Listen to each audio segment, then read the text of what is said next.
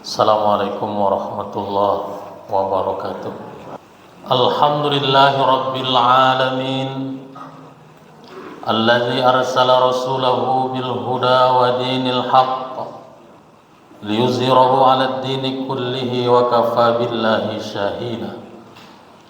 Asyhadu an la ilaha illallah wahdahu la syarika lah, wa asyhadu anna Muhammadan 'abduhu wa rasuluhu la nabiyya ba'da.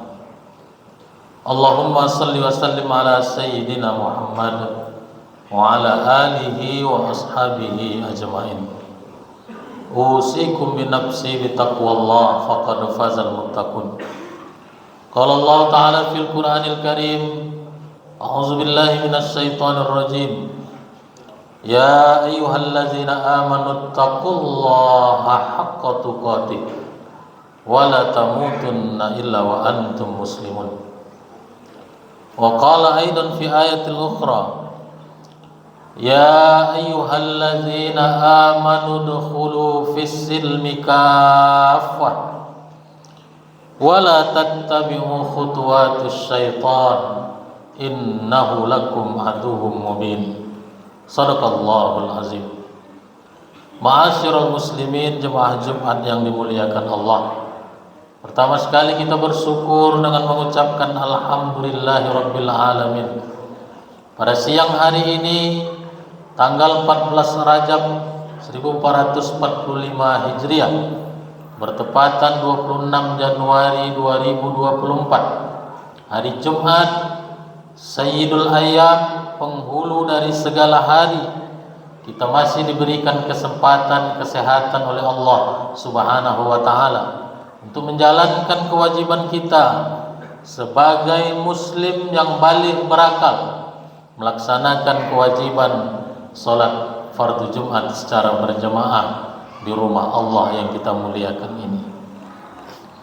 Segala nikmat karunia yang telah diberikan oleh Allah Subhanahu wa ta'ala tak cukup kita syukuri dengan lisan saja, dengan mengucapkan alhamdulillahirabbil alamin, tapi mesti kita wujudkan rasa syukur dan terima kasih kita kepada Allah dengan perbuatan, yakni dengan menjalankan apa yang diperintahkan oleh Allah Subhanahu wa ta'ala dan meninggalkan yang dilarang oleh Allah Subhanahu wa ta'ala.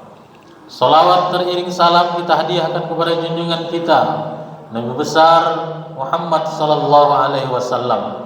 Allahumma salli ala sayyidina Muhammad wa ala ali sayyidina Muhammad. Assalamu alayka ya Rasulullah. Kaum muslimin jemaah Jumat yang dimuliakan Allah Subhanahu wa ta'ala, ayat yang dibacakan di awal khutbah tadi terdapat dalam surat yang kedua, surat Al-Baqarah ayat 208.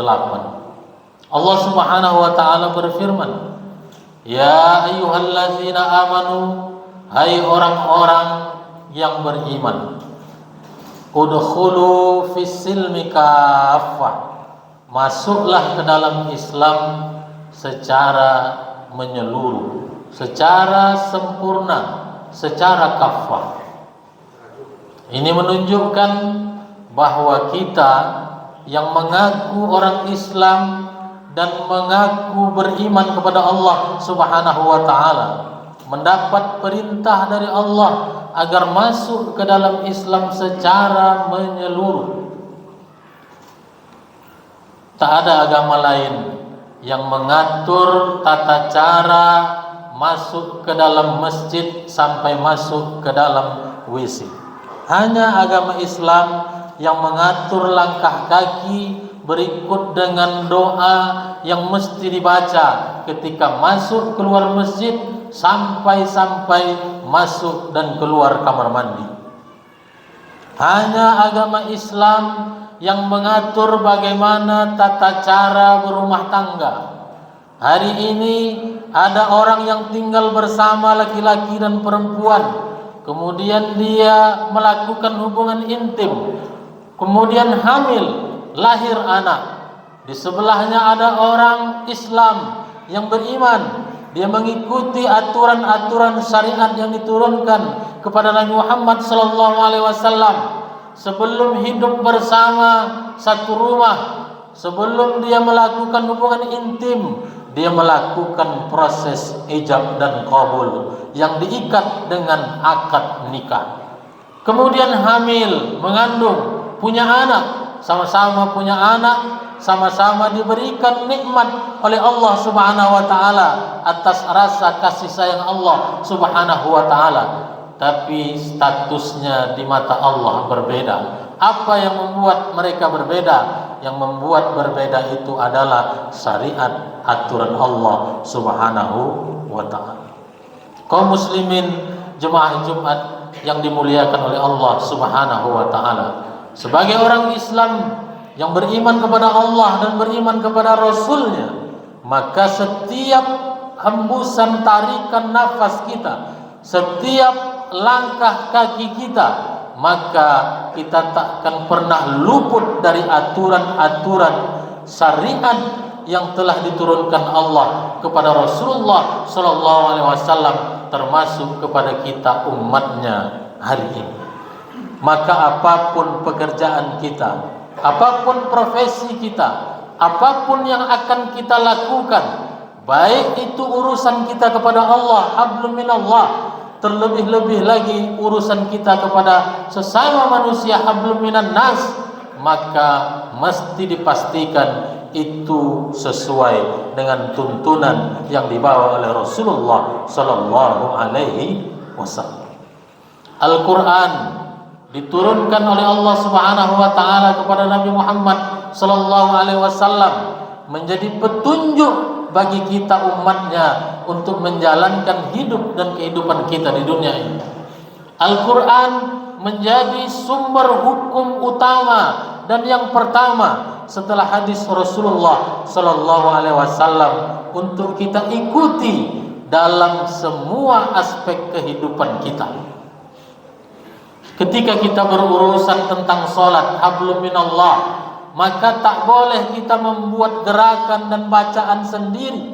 Salat yang diterima, ibadah yang diterima oleh Allah Subhanahu wa taala, syaratnya dua.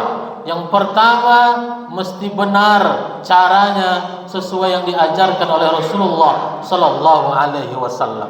Yang kedua, ketika mengerjakannya kita mesti ikhlas semata-mata karena Allah.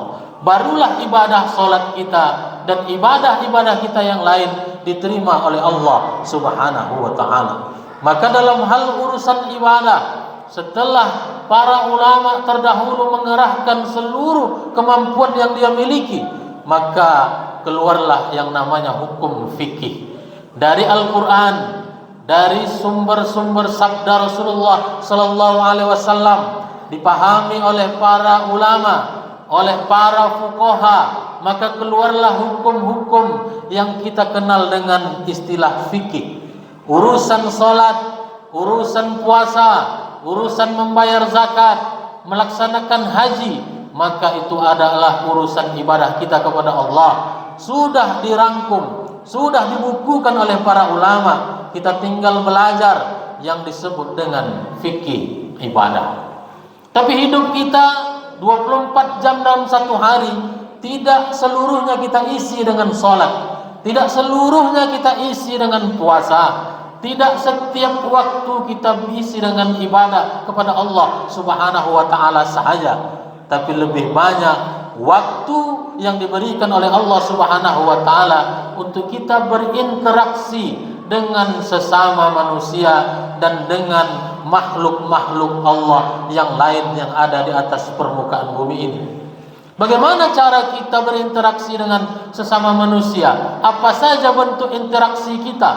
Kalau urusan kita, urusannya adalah jual beli, pinjam meminjam, gadai menggadai, hutang piutang, ini adalah urusan ekonomi. Maka dalam Islam ada aturan, ada syariat, ada fikih yang mengaturnya, yang dalam bahasa fikih disebut dengan fikih muamalah. Aturan-aturan yang mengatur bagaimana tata cara kita berjual beli. Islam mengatur bahwa ahallallahu al-bai'a wa harrama riba. Allah halalkan jual beli, tapi Allah haramkan riba. Kenapa Allah gandengkan antara kehalalan jual beli dengan keharaman riba? Karena beda antara jual beli dengan riba ini amatlah tipis. Sehingga banyak yang rancu hari ini, orang menganggap itu jual beli, dia sangka halal, ternyata riba, dan jelas-jelas bahwa riba itu diharamkan oleh Allah Subhanahu wa ta'ala. Ayat tentang hutang piutang adalah ayat terpanjang di dalam Al-Quran. Ayat terpanjang tidak berbicara tentang salat. Ayat yang panjang tak berbicara tentang puasa, zakat, haji. Tapi ayat terpanjang dalam Al-Quran terdapat dalam surat Al-Baqarah ayat 282. Panjangnya satu halaman. Itu berbicara tentang apa? Tentang hutang piutang. Tentang hubungan antara manusia satu dengan manusia yang lainnya, tentang muamalah, interaksi sosial, diatur dalam Al-Quran, diatur dalam agama kita. Kita menyebutnya fikih muamalah. Ibadah sudah diatur, hubungan antara sesama manusia sudah diatur. Ada lagi aturan-aturan untuk menegakkan hukum ketika manusia, umat Islam melakukan pelanggaran-pelanggaran. Orang Islam tak boleh menghilangkan nyawa saudaranya tanpa sebab. Orang Islam tak boleh mengambil hak orang lain tanpa alasan yang dibenarkan oleh syar'i. Orang Islam tak boleh melakukan hubungan suami istri antara laki-laki dan perempuan tanpa diikat dengan akad nikah yang kita kenal dengan perzinahan. Di dalam Al-Quran, di dalam hadis, di dalam syariat Islam, itu semua diatur oleh Allah Subhanahu wa ta'ala. Apabila ada di antara umat manusia, terutama orang Islam, yang melanggar, menghilangkan nyawa saudaranya tanpa sebab, mengambil yang bukan haknya tanpa sesuai syariat, melakukan hubungan yang tidak diawali, tidak diikat dengan akad nikah alias perzinahan, ada aturan mainnya di dalam agama Islam yang kita sebut dengan fikih jinayah. Orang ketika melakukan ibadah dituntun, ditunjukkan bagaimana tata cara beribadahnya. Tapi ketika ada orang yang melanggar, maka Allah juga telah tetapkan hukumnya. Demi apa? Demi keadilan kepada orang-orang yang sudah terzolimi. Apa kata Allah Subhanahu wa ta'ala terhadap orang yang mencuri? As-sariqu was-sariqatu faqta'u aydiyahuma. Orang yang mencuri, baik dia laki-laki ataupun perempuan, maka hukumannya adalah potong tangan keduanya. Allah menetapkan hukum tak mungkin salah. Allah menetapkan hukum tak mungkin tak adil. Pasti akan memberikan keadilan baik kepada pelaku pencuri ataupun kepada korban yang harta bendanya hilang karena diambil oleh seorang pencuri. Az-zaniyatu waz-zani fajlidu kulla wahidin minhuma mi'ata jallah. Pezina perempuan, pezina laki-laki, fajlidu kulla wahidin minhuma mi'ata jallah. Hukumannya apa kata Allah Subhanahu wa ta'ala? Jilidlah, cambuklah keduanya sebanyak 100 kali cambukan. Ini khusus untuk orang yang belum pernah menikah atau sedang lajang. Maka hukuman ketika dia berzina adalah dicambuk 100 kali. Adapun kepada orang yang muhsan, yang sudah memiliki keluarga atau pernah menikah kemudian melakukan perzinahan, maka hukumannya adalah dirajam sampai mati. Sekilas hukum-hukum syariat yang telah ditetapkan Allah ini sadis, terlihat kejam, tapi inilah sesungguhnya keadilan yang diberikan oleh Allah Subhanahu wa ta'ala. Andailah ada orang hari ini mencuri yang sudah sampai kadarnya, sampai nisab batas, ditetapkan hukum potong tangan atas apa yang dia ambil, maka tentu takkan ada lagi orang yang berani mencuri karena hukumannya amat sangat berat.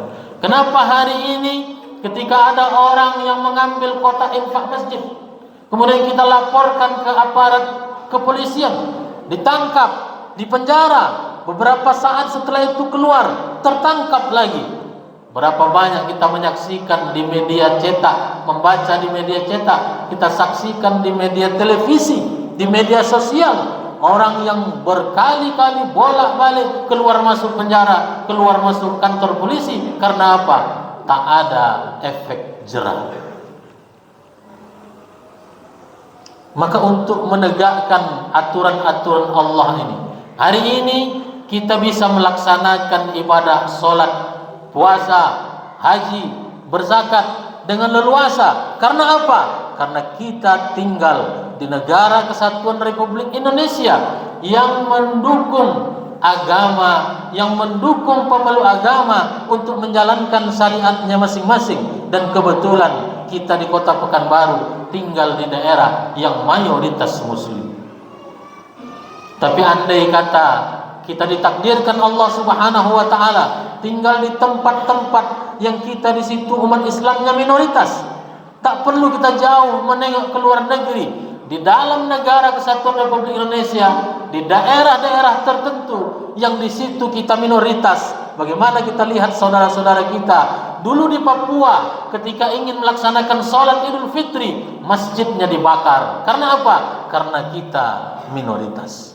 Bagaimana juga kita sudah menyaksikan baru-baru ini di salah satu provinsi yang di situ kita adalah minoritas, dicela ketika ada pegawai negeri yang memakai hijab.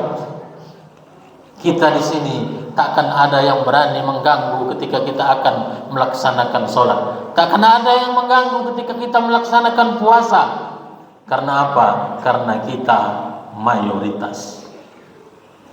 Ma'asyiral muslimin, jemaah Jumat yang dimuliakan oleh Allah Subhanahu wa taala. Rasulullah sallallahu alaihi wasallam dulu ketika beliau diutus oleh Allah Subhanahu wa taala menjadi seorang rasul di kota Makkah, beliau dengan para pengikutnya tak dapat leluasa menjalankan ibadah kepada Allah Subhanahu wa taala. Beliau tak dapat bisa melaksanakan membaca Al-Quran dengan suara yang lantang. Beliau tak dapat melaksanakan ibadah salat dan ibadah-ibadah lainnya yang dituntut oleh Allah Subhanahu wa taala.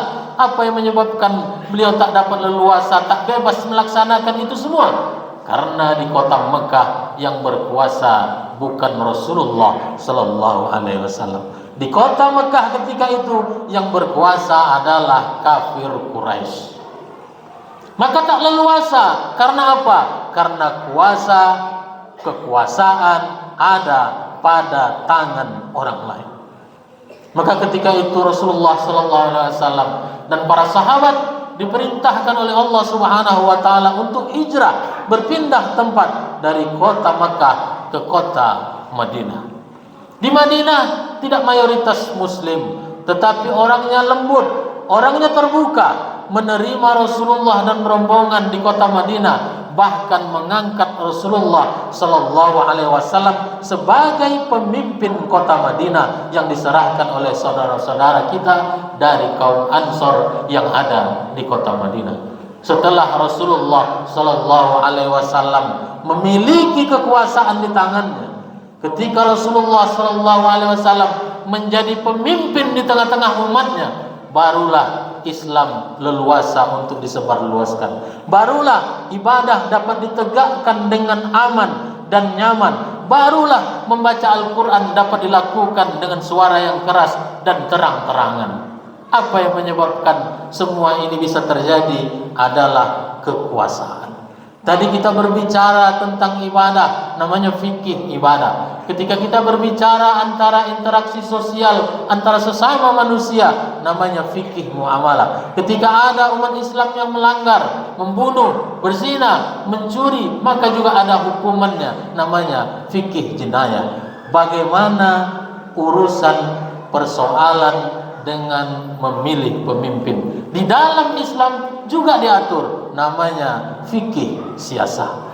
Dari cerita yang kita sampaikan terkait bagaimana Rasulullah sallallahu alaihi wasallam tidak memiliki keleluasaan ketika di kota Mekah, karena di kota Mekah yang berkuasa ketika itu adalah kafir Quraisy. Tapi ketika beliau hijrah ke kota Madinah, Orang-orang Madinah menyerahkan tampuk pemerintahan, tampuk kepemimpinan kepada Rasulullah sallallahu alaihi wasallam.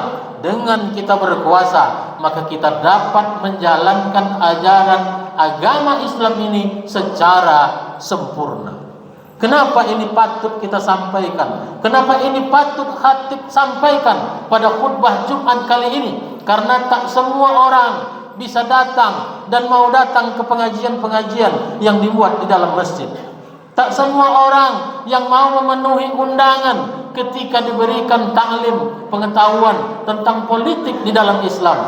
Momentum ketika seluruh laki-laki, seluruh muslim yang balik, berakal, melaksanakan kewajibannya untuk salat fardu Jumat di masjid. Inilah momentum kita menyampaikan bahwa umat Islam tidak hanya mengurus masalah ibadah kepada Allah Subhanahu wa taala saja. Umat Islam tidak hanya urusannya menikah, kawin, cerai dan rujuk saja. Umat Islam bukan hanya mengurus masalah warisan saja. Umat Islam bukan hanya mengurus perkara jual beli, muamalah saja. Umat Islam bukan hanya mengurus masalah hukuman bagi orang-orang yang melanggar saja, tapi Islam juga menuntut kita selaku pemeluknya untuk bijak di dalam menentukan siapa yang akan memimpin kita selaku umat Islam.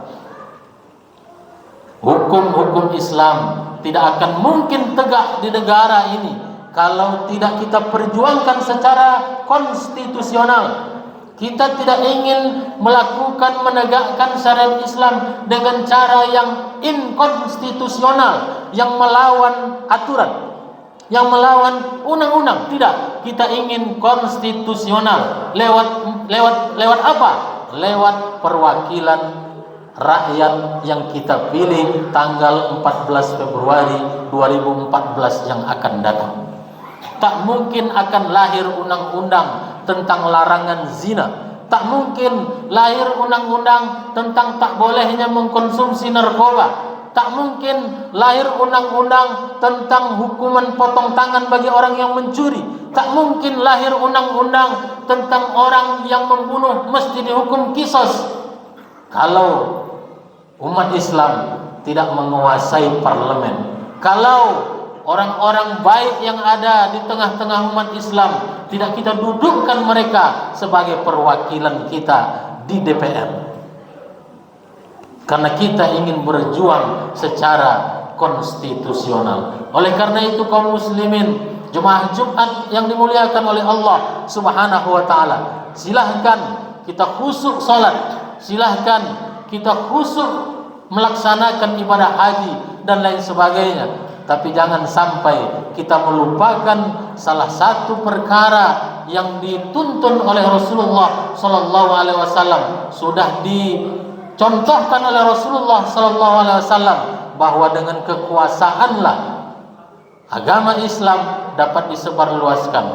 Aturan-aturan Islam, hukum-hukum Allah dapat ditegakkan. Itu semua hanya melalui kekuasaan yang berada di tangan umat Islam. Momentum pemilu, pemilihan umum yang hanya sekali dalam 5 tahun, jangan sampai kita sia-siakan. 5 menit di dalam bilik suara ini menentukan nasib umat Islam, menentukan tegak tidaknya hukum Islam untuk 5 tahun yang akan datang.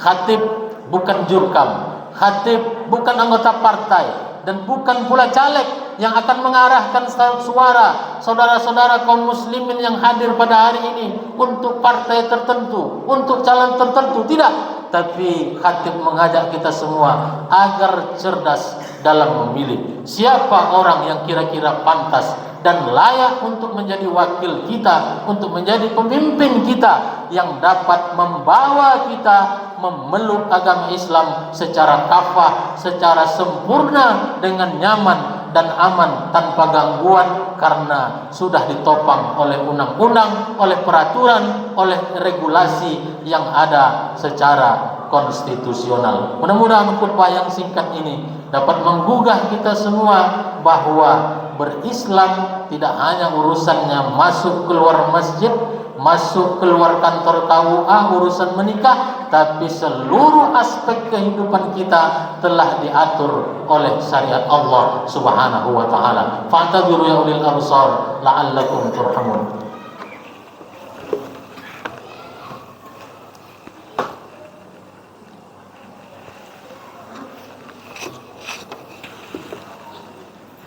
Alhamdulillahi rabbil alamin.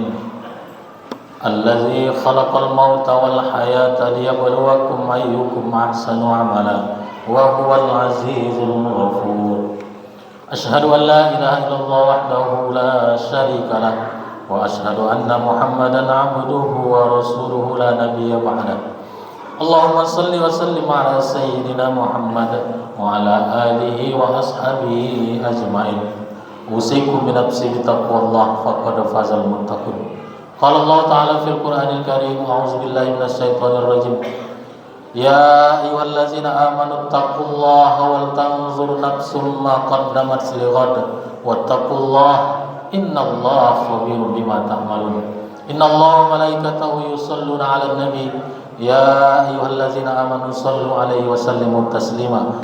Allahumma shalli 'ala sayyidina Muhammad wa 'ala ali sayyidina Muhammad kama shallaita 'ala sayyidina Ibrahim wa 'ala ali sayyidina Ibrahim wa barik 'ala sayyidina Muhammad wa 'ala ali sayyidina Muhammad kama barakta 'ala sayyidina Ibrahim wa 'ala ali sayyidina Ibrahim fil 'alamin innaka Hamidum Majid.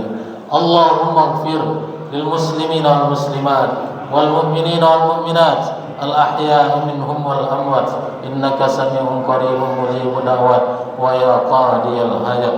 Allahumma ansuril Islam wal muslimina fi Palestin. Allahumma ansuril Islam wal muslimina fi Palestin. Allahumma ansuril Islam wal muslimina fi Palestin. Allahumma barik lana fi Rajab wa Sya'ban wa ballighna Ramadan. Rabbana 'alaika tawakkalna wa ilaika anabna wa ilaikal masir. Rabbana taqabbal minna du'ana innaka antas samiul alim wa tub 'alaina innaka antat tawwabur rahim. Rabbana atina fid dunya hasanah wa fil akhirati hasanah wa qina azaban nar. Ibadallah, innallaha ya'muru bil 'adli wal ihsan wa ita'izil qurba wa yanha 'anil fahsai wal munkari wal baghi ya'izukum la'allakum tadhakkarun wa la dzikrullahi akbar. Aqimissalah.